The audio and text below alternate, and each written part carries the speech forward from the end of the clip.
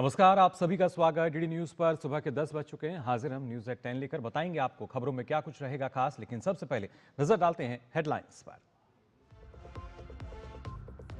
पश्चिम बंगाल की राजनीति में एसआईआर पर गरमाई राजनीति। चुनाव आयोग ने प्रत्येक जिला निर्वाचन अधिकारी से मांगी विधानसभा वार जारी किए गए एससी, एसटी और ओबीसी प्रमाण पत्रों की संख्या। टीएमसी ने जताया विरोध। अरावली मामले पर सुप्रीम कोर्ट में 3 जजों की पीठ आज करेगी सुनवाई। मामले में उठे विवाद को देखते हुए शीर्ष अदालत ने स्वतः लिया था संज्ञान।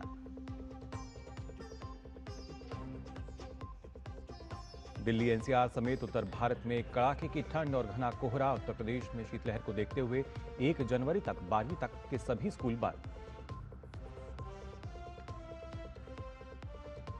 गाजा शांति समझौते और हिजबुल्लाह के साथ तनाव के बीच नेतन्याहू की ट्रंप से होगी मुलाकात। अमेरिका का फिलिस्तीनी एनक्लेव में ट्रांजिशनल गवर्नमेंट और अंतर्राष्ट्रीय सुरक्षा बल स्थापित करने पर जोर।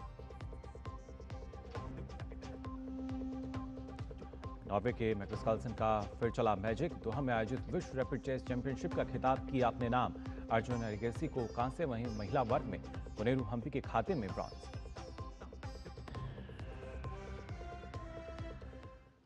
और न्यूज एट 10 में आइए सबसे पहले बात कर लेते हैं पश्चिम बंगाल को लेकर, जहां पर चुनाव आयोग एसआईआर की निष्पक्षता और पारदर्शिता को लेकर एक बार फिर से अगर देखा जाए तो हर कदम फूंक कर यहां चल रहा है। चाहे वह लॉजिकल डिस्क्रिपेंसी की बात की जाए या सूची में शामिल 1.36 करोड़ मतदाता हों या सुनवाई के दौरान आवश्यकता दस्तावेज जमा करने का मुद्दा हो। चुनाव आयोग ने राज्य के प्रत्येक जिला निर्वाचन अधिकारी यानी डीओ और साथ ही जिलाधिकारियों से विधानसभा वार जारी किए गए एससी, एसटी और ओबीसी प्रमाण पत्रों की संख्या भी मांगी है। इसी तरह डीओ से जन्म प्रमाण पत्रों की सूची में इनकी पूरी जो लिस्ट है यानी सूची मांगी गई है इनकी। आयोग ने जानकारी मांगी है कि 24 जून 2025 से लेकर 25 दिसंबर तक कितने एससी, एसटी, ओबीसी और जन्म प्रमाण पत्र जारी किए गए हैं और इन्हें किस पद के अधिकारियों ने जारी किया है।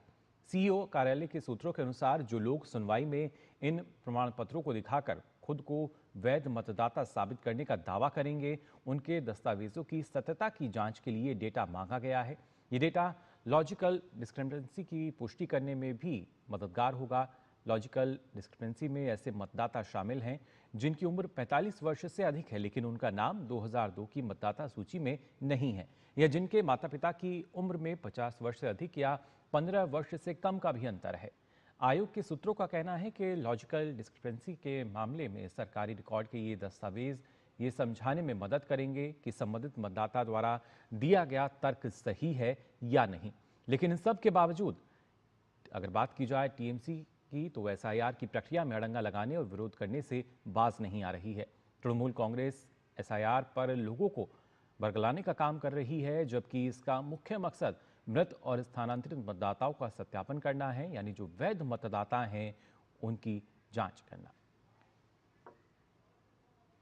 कौन बांग्लादेशी আছে, कौन यूएसए থেকে এসছে, कौन पाकिस्तान থেকে এসছে, कौन श्रीलंका থেকে এসছে, this is not the lookout at this stage.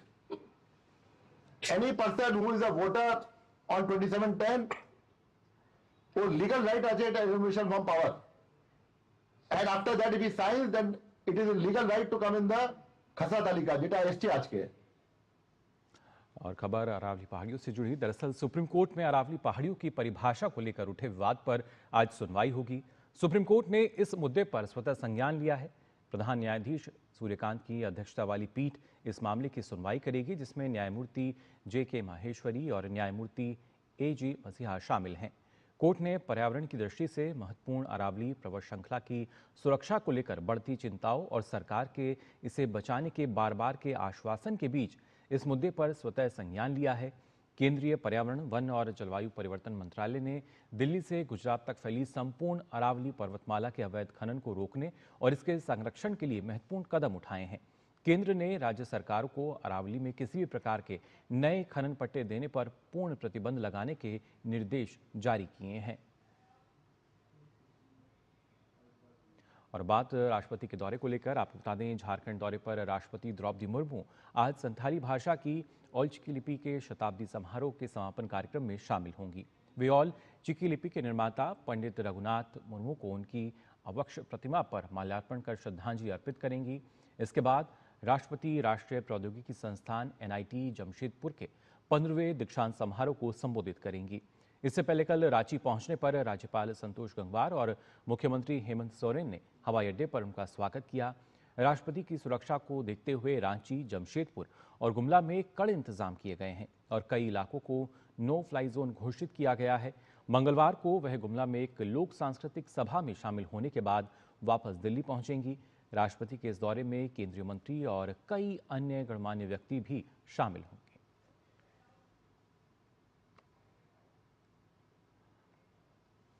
और आइए बात कर लेते हैं लगातार बढ़ रही सर्दी को लेकर। देश के अधिकांश हिस्सों में कड़ाके की ठंड का सिलसिला जारी है।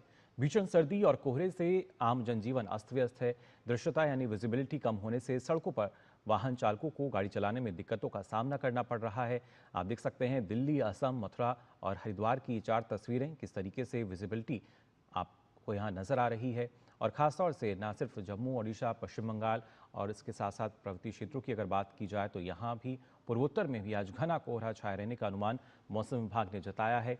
वहीं दिल्ली, हिमाचल प्रदेश, पंजाब, हरियाणा, चंडीगढ़, उत्तर प्रदेश, उप हिमालय, पश्चिम बंगाल, बिहार, ओडिशा और पूर्वोत्तर में भी अगले कुछ दिनों तक घने कोहरे के आसार नजर आ रहे हैं। इस दौरान अगर बात की जाए राजधानी दिल्ली की तो यहाँ पर हवाओं की जो रफ्तार है वो करीब 10 से 15 किलोमीटर प्रति घंटे की रह सकती है। और उसके साथ साथ अगर बात करें खासतौर से उत्तरी राजस्थान की, मध्य प्रदेश की, यहाँ भी साथ ही छत्तीसगढ़ की भी, तो यहाँ कल यानी मंगलवार के लिए शीतलहर की संभावना जताई गई है। जबकि अंडमान निकोबार द्वीप समूह में 31 दिसंबर तक तेज हवा और गरज चमक के साथ बारिश हो सकती है। और मौसम की जिस तरह की परिस्थिति बनी हुई है, दिल्ली, NCR समेत समूचा उत्तर भारत घने कोहरे की चपेट में है। कोहरे के कारण हवाई उड़ानें भी बुरी तरह से प्रभावित हुई हैं। इसको देखते हुए इंडिगो एयरलाइंस ने मौसम को लेकर ट्रैवल एडवाइजरी जो है वो जारी कर दी है। एयरलाइन के अनुसार आज सुबह दिल्ली और हिंडन एयरपोर्ट पर ठंडी हवाओं के साथ घना कोहरा छाया रहा और खराब विजिबिलिटी के कारण कई उड़ानों के शेड्यूल में बदलाव किया गया है। इसके अलावा बदलते मौसम के चलते विमान ऑपरेशन धीमा होने की जानकारी दी गई है। एयरलाइन ने यात्रियों से अपील की है कि वे अपने फ्लाइट की जानकारी के लिए जो आधिकारिक चैनल्स हैं, पोर्टल हैं, उनको लगातार देखते रहें। मौसम में सुधार होते ही परिचालन धीरे धीरे सामान्य हो जाएगा और उड़ानें तय समय के अनुसार संचालित की जाएंगी। लेकिन फिलहाल जो स्थिति बनी हुई है वो यही कि लगातार विजिबिलिटी जो क्योंकि ख़राब हो चुकी है, विजिबिलिटी कम है, उस वजह से फिलहाल जो अलग अलग एयरलाइंस हैं वो फिलहाल अभी सेवाएं नहीं दे पा रही हैं। और वहीं अगर उत्तर प्रदेश की भी बात की जाए तो आपको बता दें उत्तर प्रदेश में लगातार गिरते तापमान और घने कोहरे के कारण जनजीवन बुरी तरह प्रभावित हो रहा है। सुबह और देर रात ठंड का प्रकोप ज़्यादा देखने को मिल रहा है। इसी को ध्यान में रखते हुए मुख्यमंत्री योगी आदित्यनाथ ने शिक्षा विभाग को निर्देश दिए हैं कि छात्रों की सेहत से कोई समझौता ना किया जाए और स्कूलों को अस्थायी रूप से बंद रखा जाए। सीएम योगी के निर्देश के बाद प्रदेश भर में नर्सरी से लेकर कक्षा 12 तक के सभी विद्यालयों को 1 जनवरी तक बंद रखने का आदेश जारी किया गया है, जिसमें ICSE, CBSE, यूपी बोर्ड सहित अन्य बोर्ड शामिल हैं। सीएम योगी ने अधिकारियों को आदेश जारी करते हुए कहा है कि सभी अधिकारी क्षेत्र भ्रमण पर रहेंगे। इसके अलावा जहां आवश्यकता है तो वहां पर कंबल और अलाव की व्यवस्था को सुनिश्चित करें। साथ ही सभी रैन बसेरों में आवश्यकता अनुसार जो व्यवस्था है वो सुनिश्चित की जाए, इसके लिए आदेश जारी किया गया है। और खबरों का सिलसिला आगे भी जारी रहेगा, लेकिन फिलहाल हम यहाँ रुक रहे हैं एक छोटे से ब्रेक के लिए।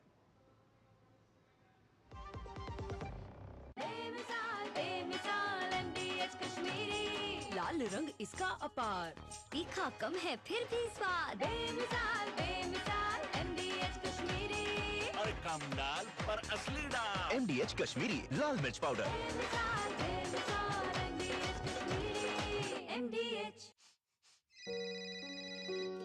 हाँ बोल बेटा करण। क्या?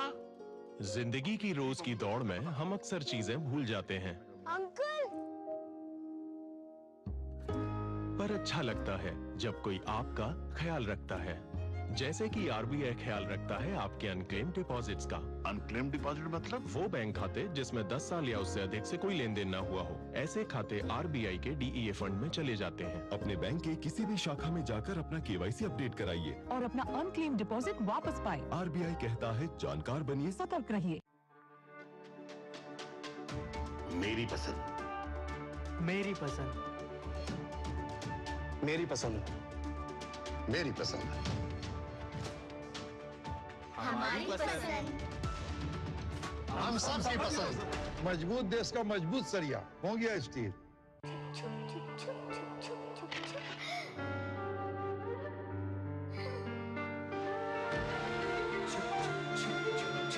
आ जाओ। Yes papa.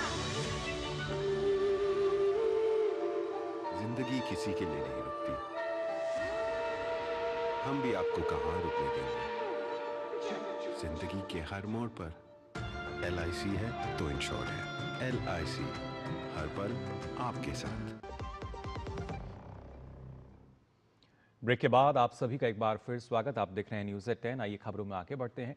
प्रधानमंत्री मोदी ने मन की बात कार्यक्रम में एंटीबायोटिक के प्रयोग को लेकर जताई गई चिंता से डॉक्टर भी सहमत हैं। देश के अलग अलग प्रतिष्ठित अस्पतालों में तैनात डॉक्टर्स का कहना है कि बेवजह एंटीबायोटिक दवाओं के सेवन से बचना चाहिए। अगर ज्यादा ही जरूरत हो तो डॉक्टर की सलाह पर ही इन दवाइयों को लेना चाहिए। मन की बात में हमारे प्रधानमंत्री माननीय श्री मोदी जी ने अपनी चिंता व्यक्त करी एंटीबायोटिक्स के यूज के ऊपर। हमने देखा है कि हर बुखार के अंदर आजकल माँ बाप एंटीबायोटिक्स का यूज करना शुरू कर देते हैं। अगर ठीक से समझें तो एंटीबायोटिक्स एक प्रकार की विशेष दवाइयां हैं जो बैक्टीरिया के अगेंस्ट काम करती हैं। ये बैक्टीरिया सीरियस इन्फेक्शन करते हैं जैसे निमोनिया, मेनिंजाइटिस, पस वगैरह। ये एंटीबायोटिक्स तभी इस्तेमाल करनी चाहिए जब हम श्योर हैं कि ये बैक्टीरिया इन इन्फेक्शंस को कॉज कर रही हैं। और आइए बात करते हैं विकसित भारत जी राम जी कानून की।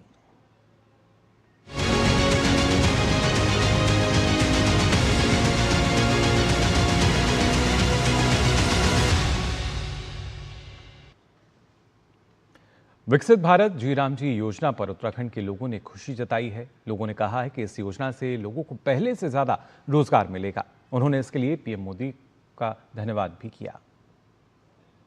जो मनरेगा जो काम था गांव में वो 100 दिन का था और अब मोदी जी ने उसे 125 दिन का कर दिया है। और इसमें हमारी जो गांव की महिलाएं हैं काफी अच्छा काम करती है, उन्हें काफी हेल्प मिलती है। जैसे कि गांव में आपको पता ही है कि कोई रोजगार के साधन नहीं है, तो मनरेगा रोजगार का बहुत बड़ा साधन है गाँव की महिलाओं के लिए। पहले 100 दिन मनरेगा की दिहाड़ी करी जाती थी ग्रामीण द्वारा, और अब वही ये दिहाड़ी अभी 125 दिन है, जिसका एक ग्रामवासियों के लिए भी फायदा है कि जो 125 दिन अब वो काम कर सकते हैं साल भर में। और इसका सबसे बड़ा फायदा है कि पहले मनरेगा में कुछ ही कार्य किए जाते थे, अब बहुत सारे कार्य मनरेगा के द्वारा किए जा रहे हैं। पहले जो मनरेगा नाम से थी उसमें केवल 100 दिन का रोजगार था, अब 125 दिन का कर दिया गया है। और कुछ काम ऐसे थे जो कि गांव में कम काम थे, उसमें काम बढ़ा दिए गए हैं। तो मैं समझता हूँ इस योजना से और मजदूरों को और अधिक फायदा होगा। एक परिवार को पहले केवल 100 दिन का रोजगार मिलता था, अब 125 दिन का मिलेगा, इस हिसाब से भी फायदा होगा। दूसरी बात, जो काम बढ़ाए गए हैं, पहले तो बहुत कम काम थे इसमें, अब थोड़ा कामों की संख्या बढ़ाई गई है।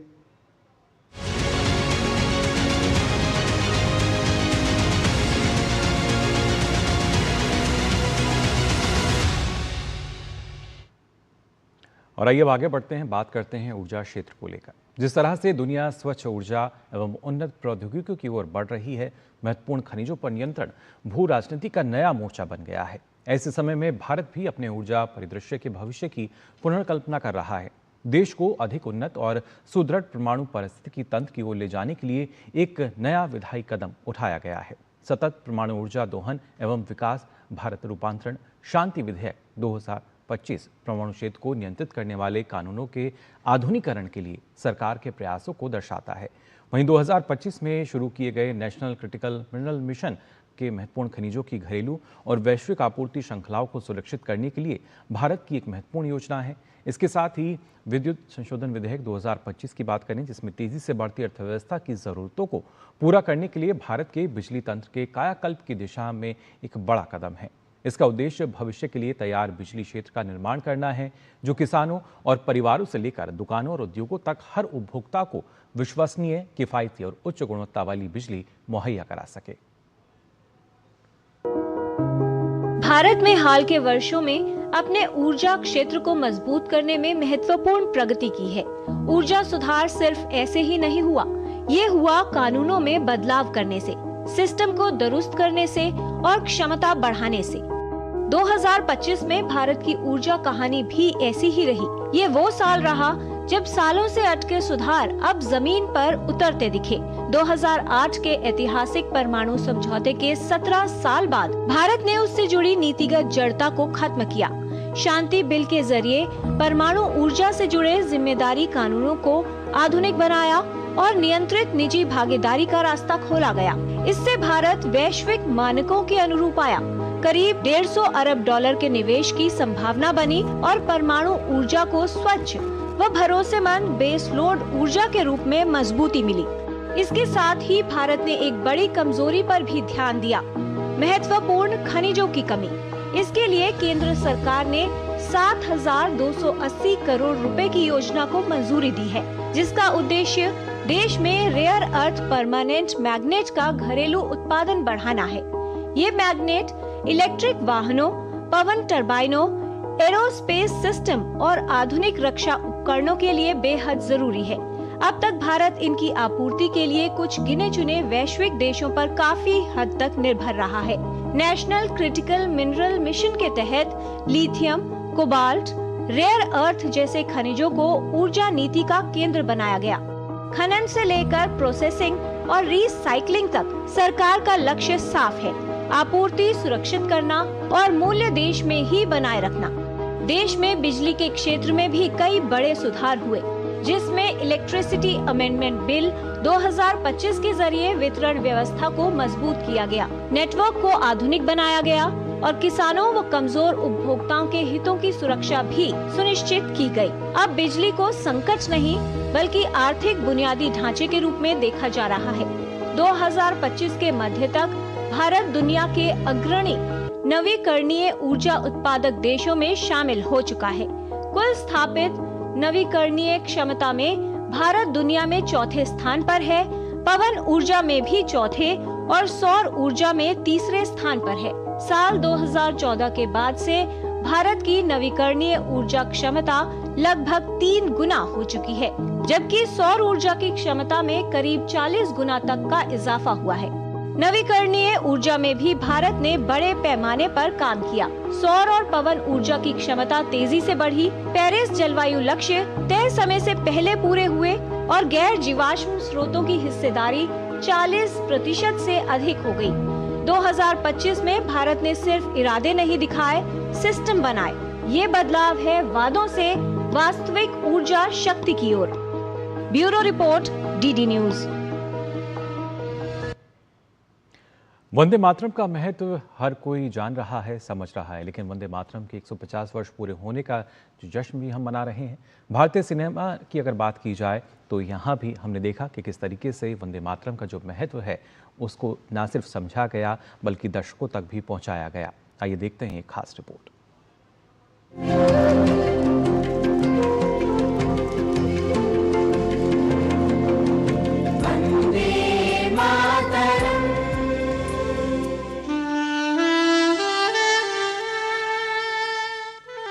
स्वतंत्रता संग्राम के दौरान वंदे मातरम ने क्रांति की ऐसी ज्वाला भड़काई कि भारतीय सिनेमा भी इसके प्रभाव से अछूता न रह सका।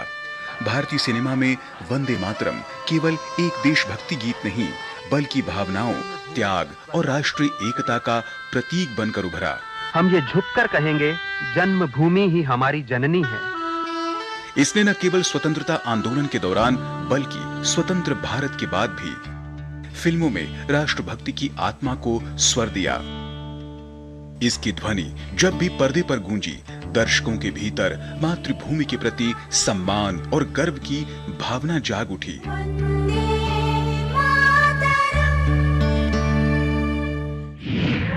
वंदे मातरम गीत को पहली बार 1905 में भारतीय सिनेमा के अग्रदूत हीरालाल सेन द्वारा निर्मित एक राजनीतिक फिल्म में दिखाया गया था। इस फिल्म की समाप्ति वंदे मातरम के उद्घोष से होती थी।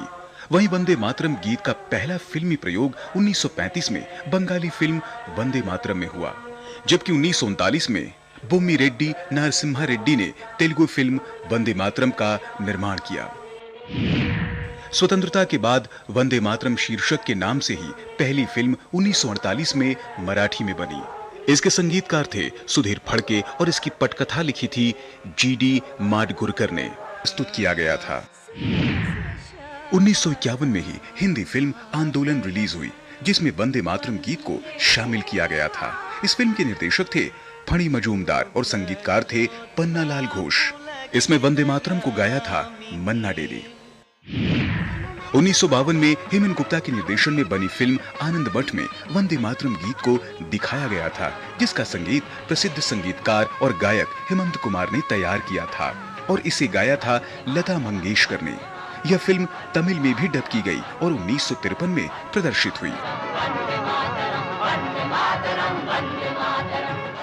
यही नहीं, कई अन्य फिल्मों का फिल्मांकन भी वंदे मातरम और आनंद मठ से प्रभावित होकर किया गया।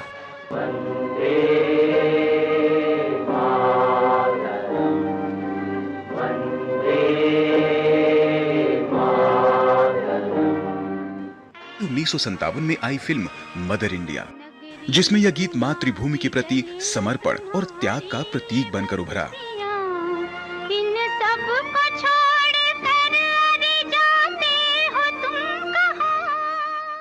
स्वतंत्रता के बाद की पीढ़ी तक वंदे मातरम के महत्व और उद्देश्य को पहुंचाने में दूरदर्शन का भी महत्वपूर्ण योगदान रहा है। 16 सितंबर 1959 को जब दूरदर्शन शुरू हुआ तो सुबह सुबह इसकी शुरुआत वंदे मातरम से ही होती थी।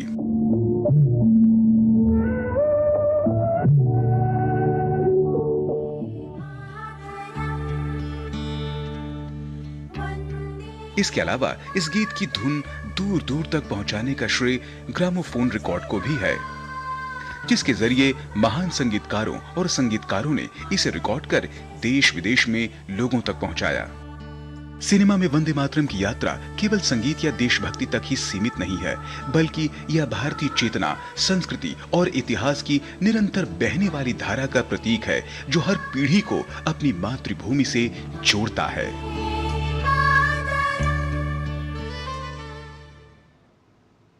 तो वंदे मातरम आज भी हर किसी के जहन में है और दूरदर्शन लगातार डीडी न्यूज़ के माध्यम से भी हम दर्शकों तक इसका जो महत्व है उसको लगातार पहुंचा रहे हैं। आगे बढ़ते हैं, बात करते हैं खेल जगत की खबरों की। शतरंज के दिग्गज खिलाड़ी नॉर्वे के मैग्नस कार्लसन ने दोहा में आयोजित हुई विश्व रैपिड चेस चैंपियनशिप का खिताब अपने नाम कर लिया। ये छठी बार है जब कार्लसन ने इस खिताब को जीतने में सफलता हासिल की है। इससे पहले कार्लसन ने साल 2014, 2015, 2019, 2022 और 2023 में इस खिताब को जीतने में कामयाबी हासिल की थी। वहीं भारत के लिए भी इस प्रतियोगिता से अच्छी खबर निकलकर सामने आई। भारतीय शतरंज खिलाड़ी अर्जुन एरिगेसी ने अलेक्जेंडर शिमानोव को हराकर कांस्य पदक हासिल किया। हालांकि महिला वर्ग में कोनेरू हम्पी को निराशा हाथ लगी और वह अपने खिताब को बरकरार नहीं रख पाई। कोनेरू हम्पी को कांस्य पदक से संतोष करना पड़ा। साल 2025 भारतीय खेल इतिहास में स्वर्णिम सफलताओं का साल साबित हुआ। 2025 में भारत ने आत्मविश्वास, समर्पण और विश्व स्तरीय क्षमता का प्रदर्शन करते हुए कई खेलों में पहली बार विश्व चैंपियन बनने का गौरव हासिल किया। क्रिकेट से लेकर हॉकी, खो-खो से स्क्वैश और ब्लाइंड क्रिकेट तक हर मोर्चे पर भारत ने दुनिया को दिखाया कि वह अब सिर्फ प्रतिभाओं का देश नहीं है, बल्कि चैंपियंस की फैक्ट्री बन चुका है। आप देखिए हमारी खास रिपोर्ट। मुझे दीजिए अनुमति। नमस्कार।